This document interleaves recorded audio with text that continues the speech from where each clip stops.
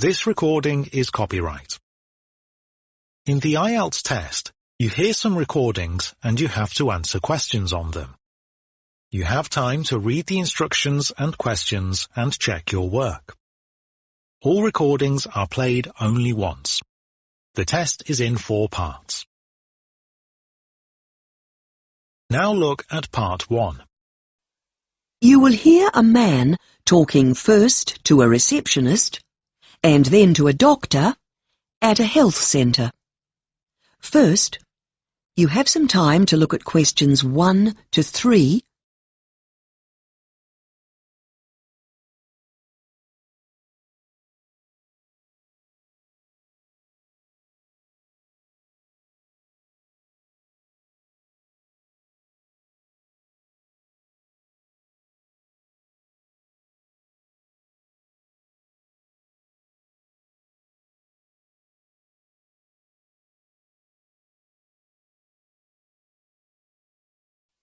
Listen carefully and answer questions 1 to 3.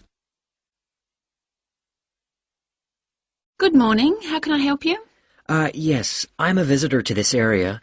I had a sporting accident a little while ago, and I'm still in some pain, and I wondered if I could see a doctor here. Certainly, sir. We can take you on as a temporary patient. I'll just take down some personal details. Can I start with your name? Yes, it's Peter. Peter Smith. Right, Peter. And where are you staying here? At 95 Cross Street. And the suburb? Walkley. That's Walkley. Mm-hmm. And can I have a contact phone number? It's 4689-5324. Thanks. Okay. If you'll just wait down there, the doctor will see you in a minute. Before you hear the rest of the conversation, you have some time to look at questions 4 to 10.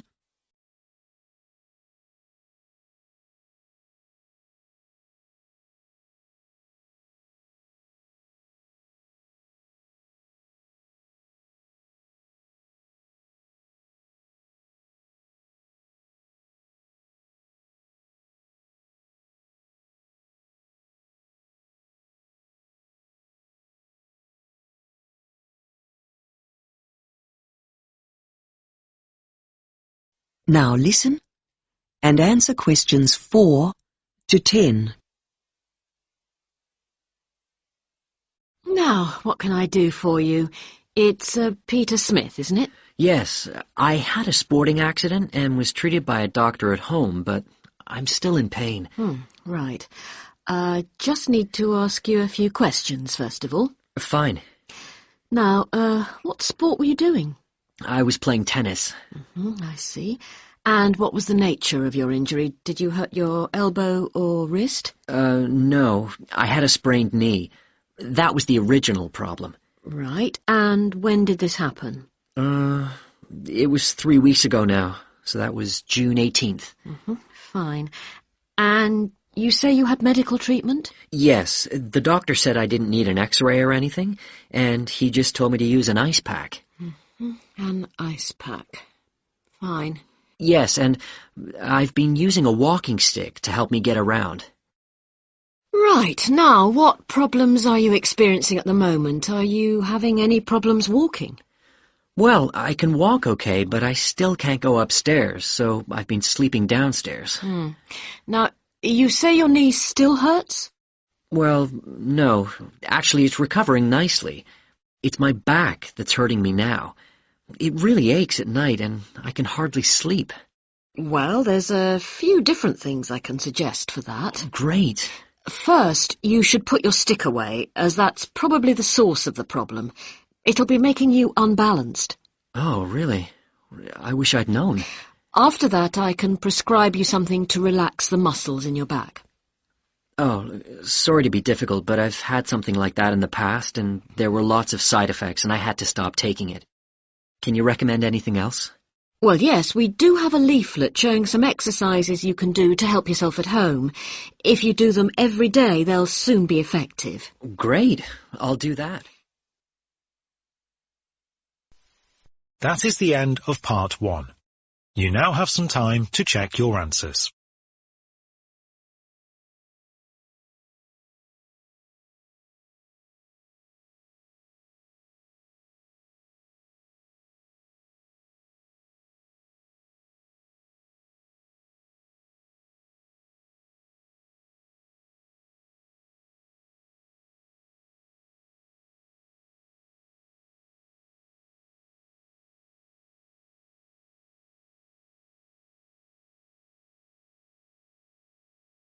Now look at part 2. You will hear a radio announcer describing a city in New Zealand called Gisborne.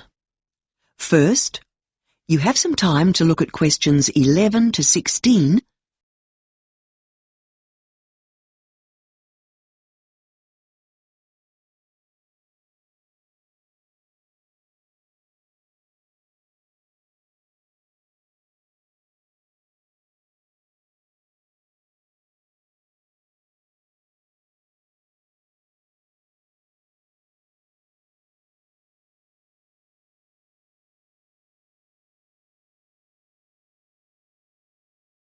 Now listen carefully and answer questions 11 to 16.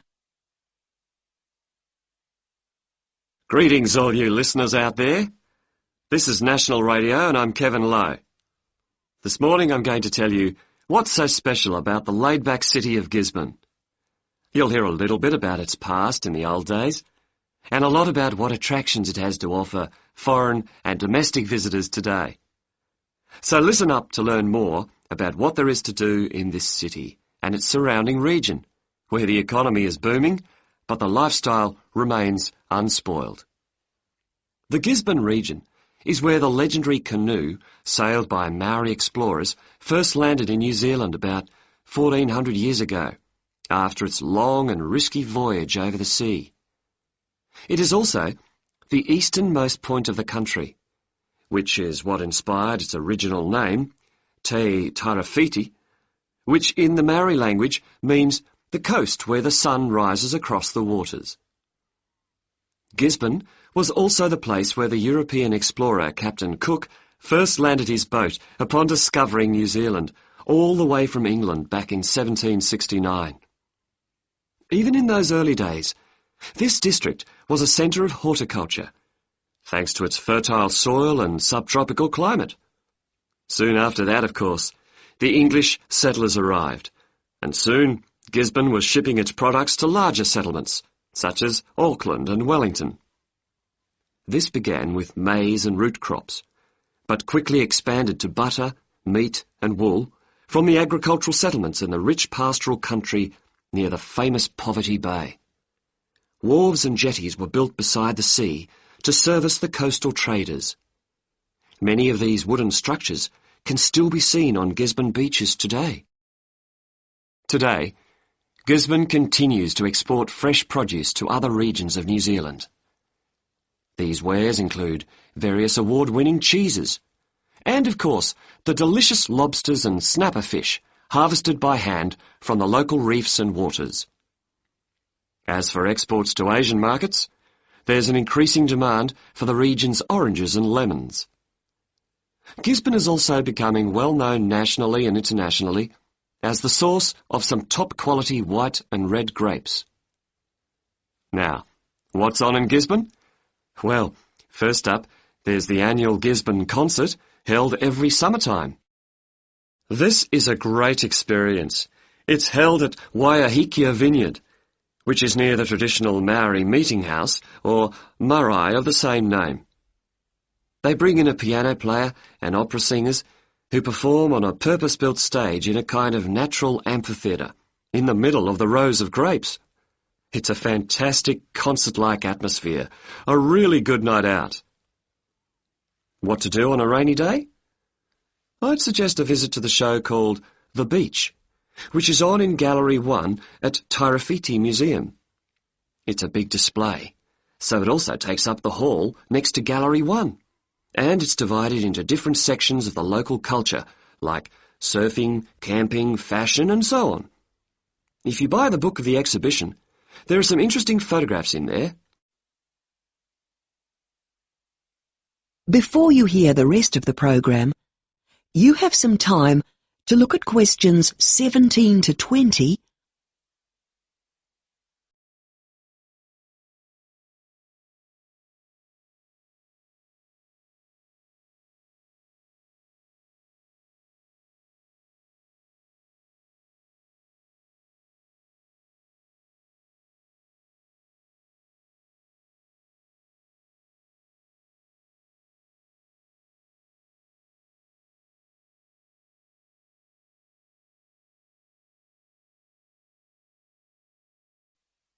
Now listen and answer questions 17 to 20.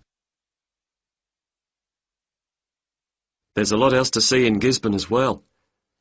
You shouldn't miss the Hot Springs Reserve, which has warm natural mineral pools and little houses where you can stay amongst the bush. Being very secluded and private, this resort is most favoured by newlyweds, who often book a cabin for their honeymoon. The water is very therapeutic too. It's apparently good for your health to bathe there, though not recommended for pregnant women or the elderly. Around the corner is Mahia Peninsula, legendary as a New Year's Eve party destination for large crowds of university students after their graduation. The surfing and fishing here is excellent, and it's a safe spot for swimming and diving too.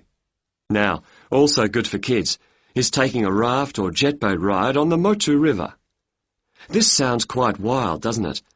But in fact, this activity is often used by local primary schools who take big groups of young children, several classes at a time, out here for a bit of fun while they're on their school camp. No parents required. You can have some time out, as this activity is a lot safer than it sounds and is carefully supervised by the rafting company. Finally, don't let's forget the Eden Woodlands Park, which is really a huge tree nursery. You can walk for hours here in the peaceful green surroundings, along a variety of tracks. There's even a very nice walkway made wide enough for those in wheelchairs, so that everyone can go along and enjoy Mother Nature at her best. That is the end of part 2. You now have some time to check your answers.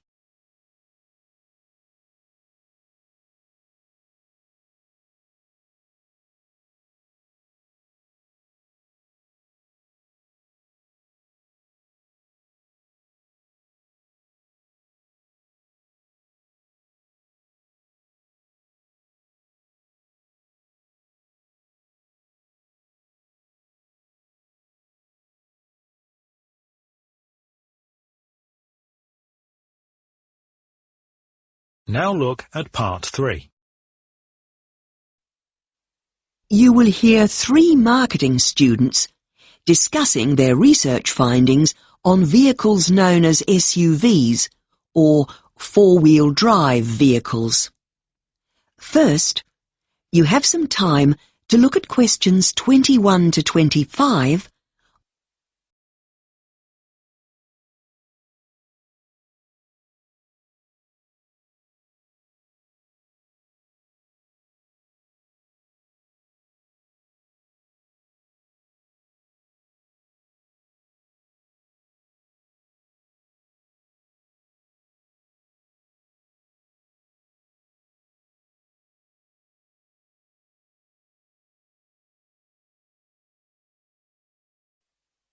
Now listen carefully and answer questions 21 to 25.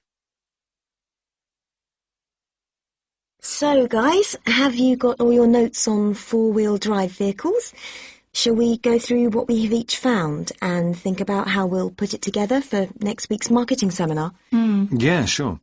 Let's start with what these cars were originally designed for. Oh, I've got something on that here. Well, four-wheel drives, or sports utility vehicles as they are officially known, SUVs for short, were originally designed for off-road use by people who need to get to remote areas out in the bush, for instance. But the interesting thing is that they're actually sold now to a lot of people who just use them in cities, so they make quite different use of them. OK, then maybe we should make a list of their advantages, shall we?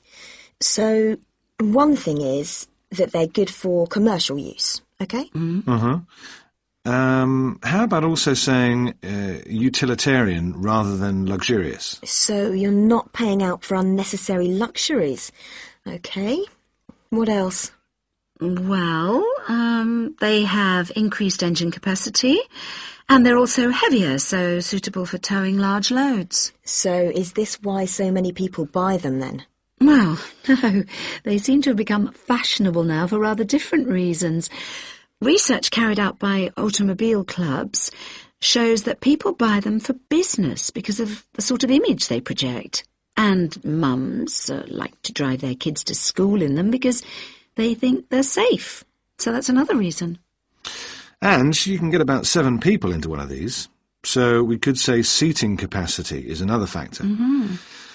Okay, another thing that came out of my research is that people also like the higher seats. They say it means they can get a better view of the traffic ahead of them. Before you hear the rest of the discussion, you have some time to look at questions 26 to 30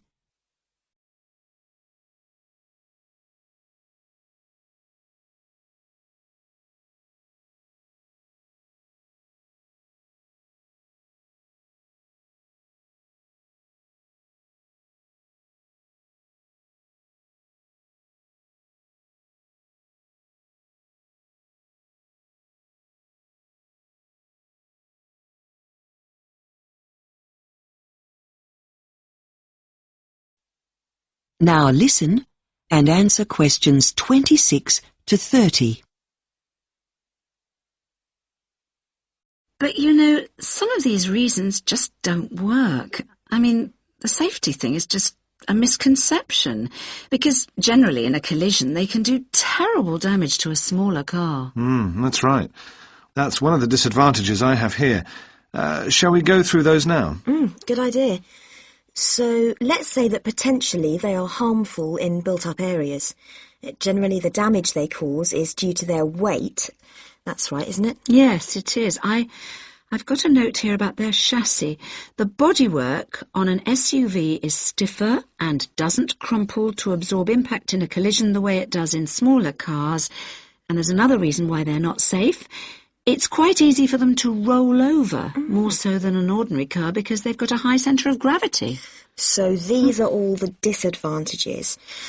How are we going to round this up? Well, I think maybe we could round up with a few ideas of how we can limit the use of these SUVs. One thing that could be done is to limit them to people like farmers, who can prove that they need them. That's good, but it might be hard to enforce. And companies could also increase the insurance for SUVs, since they cause more damage when there's an accident. That's a good idea too. I tell you what, guys, I'll write up these notes onto an OHT so that everyone can see them when we talk through our notes in the seminar. But I think we need to put together a list of our sources too. Yeah. Can you do that? Sure, no problem. That is the end of part 3.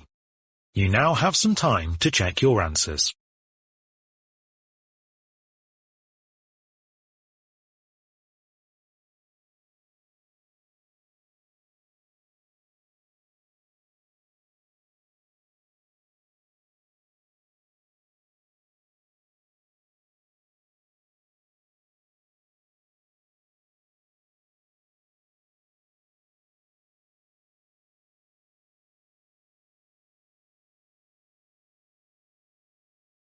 Now look at part 4. You will hear a university professor giving a lecture on the influence of children on the adult diet. First, you have some time to look at questions 31 to 40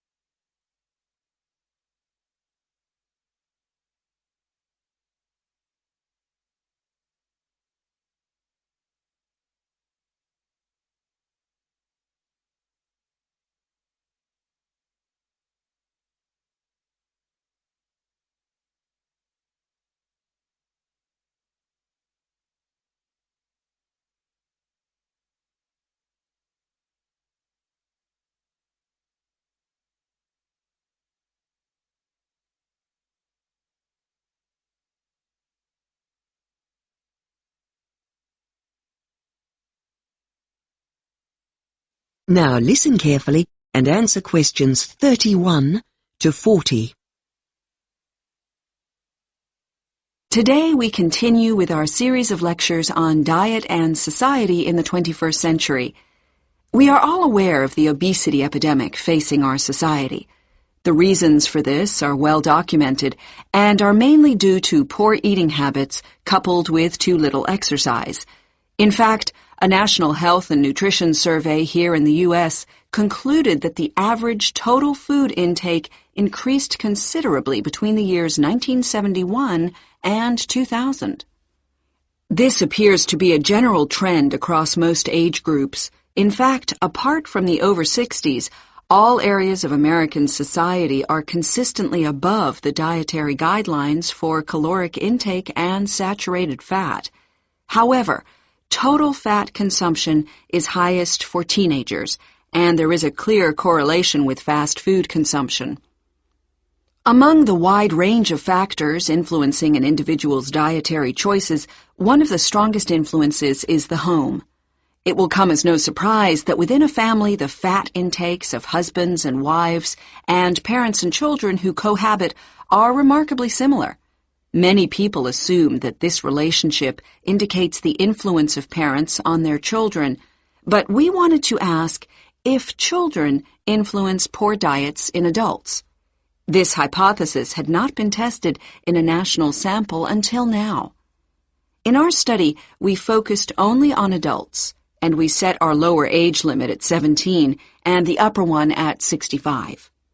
The key variable was the presence or absence of children, so we identified only those adults whose children were under 17. Other variables included the age of the adult, level of education they had reached, their ethnic background, their income, and foreign-born status. To obtain our data, first we conducted interviews in the respondents' own homes, and all in all we interviewed 6,600 adults aged over 17. Then we invited them to mobile examination centers where surveys were conducted. From this information, we were able to focus not only on the total fat intake, but also on the person's total caloric consumption. Our results show that the presence of children led to significantly higher levels of both fat consumption and saturated fat in adults. We found on average that adults with children in the home ate 4.9 grams per day of fat more than adults without children. This result is consistent irrespective of race, gender, or age. The foods more commonly were convenience items high in fat or sugar, including pizza, salty snacks, and ice cream. Interestingly, there is a significantly higher percentage of adults in this group who drink milk.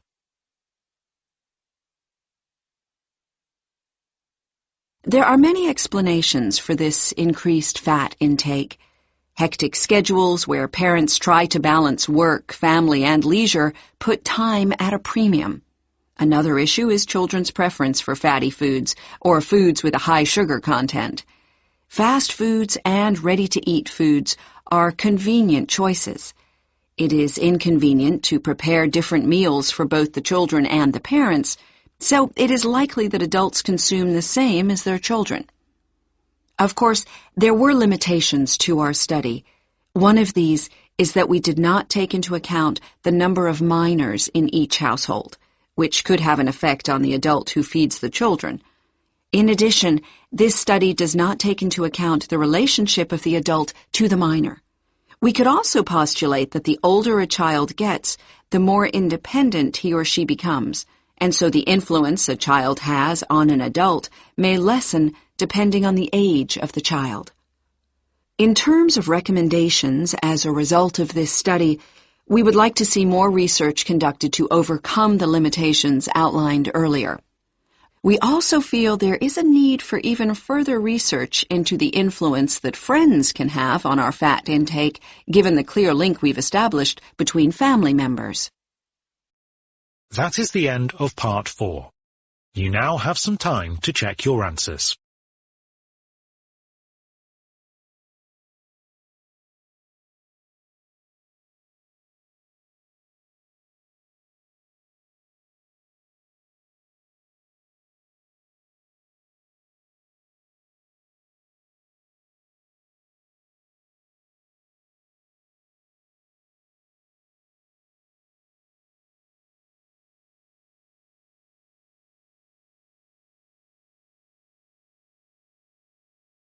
That's the end of the listening test. You will now have 2 minutes to check your answers.